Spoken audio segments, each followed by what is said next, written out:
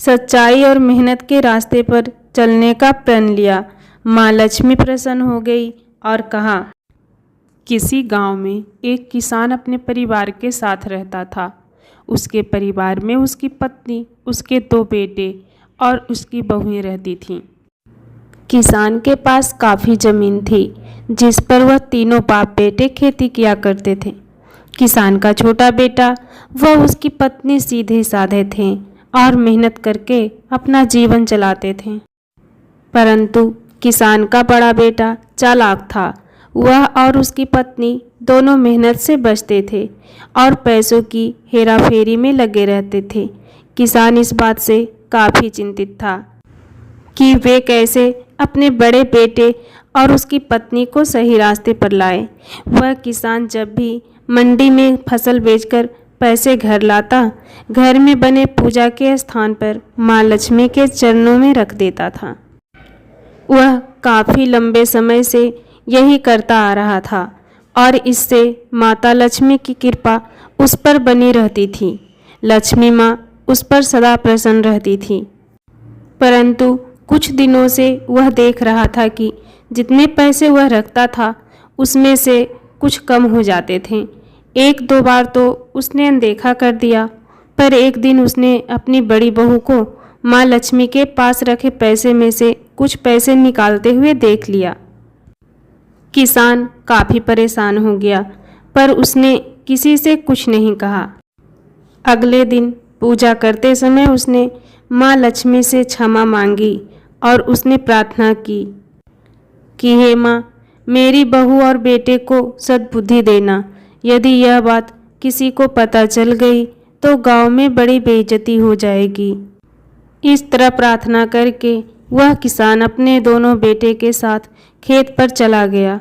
कुछ समय के बाद उसके घर पर एक ब्राह्मणी आई और कहने लगी कि वह भूखी है और कुछ भोजन करना चाहती है।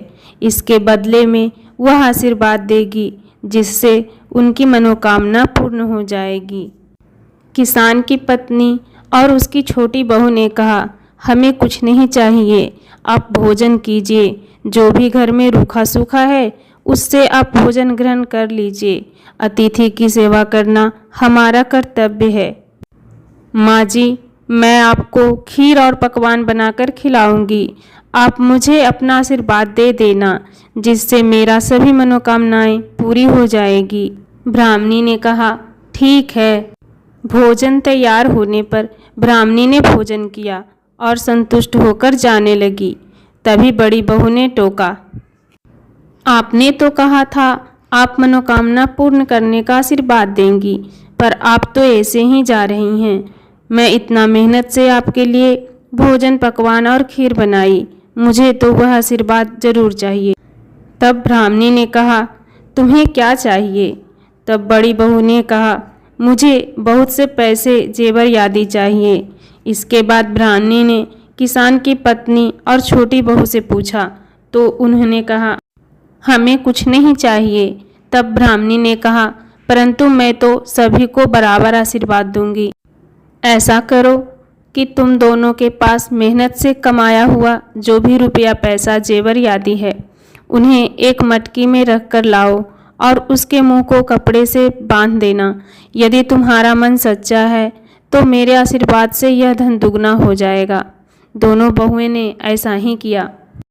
ब्राह्मणी ने उन दोनों मटकियों पर अपने दोनों हाथ रखे।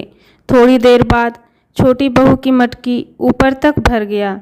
जितना धन था दुगना हो गया, पर बड़ी बहू की मटकी में सोने चांदी की जगह मिट्टी के ढेले भर गया।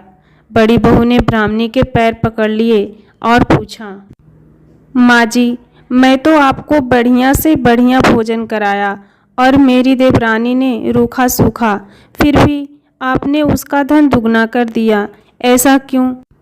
तभी वो ब्राह्मणी लक्ष्मी माता के रूप में प्रकट हुई और उन्होंने कहा, मैं सदा मेहनत के कमाए हुए धन से ही प्रसन्न होती हूँ और तुमने जिस धन से मुझे पकवान खिलाए वह तो मेरे ही पूजा के स्थान से चुराए हुए थे, इसलिए वह मिट्टी के बन गए। और तुम्हारी देवरानी के पास जो धन है वह मेहनत से कमाया हुआ है और तुम्हारे पास जो धन है वह हेरा फेरी चोरी का है, इसलिए तुम्हारा धन मिट्टी धन बन गया। बड़ी बहू ने माँ लक्ष्मी से माफ़ी मांगी और आगे से सच्चाई और मेहनत के रास्ते पर चलने का प्रण लिया।